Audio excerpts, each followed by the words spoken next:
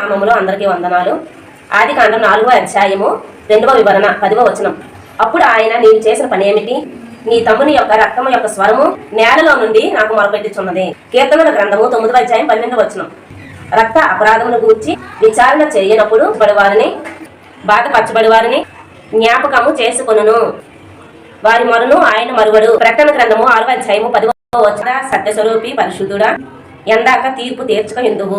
మా రక్తమును బట్టి భూనివాసులకు ప్రతిదండన చేయక ఉండువు అని బిగ్గరగా కేకలు వేసిరి. హెబ్రీలు రాసిన పత్రిక 12:24వ వచనం. క్రొత్త నిబంధనకు మధ్యవర్తి అయిన యేసు నొద్దకు ఏబేలు కంటే మరి శ్రేష్టముగా పలుకు ప్రోక్షణ రక్తమునకు మీరు వచ్చి ఉన్నారు. 1 యోహాను 1వ అధ్యాయం 7వ వచనం. యేసు రక్తము ప్రతి పాపము నుండి పవిత్రం చేయను. యేసు రక్తము శరీరము మనము తిన్నప్పుడు మనము నిత్య జీవము గలవారమై ఉందుము.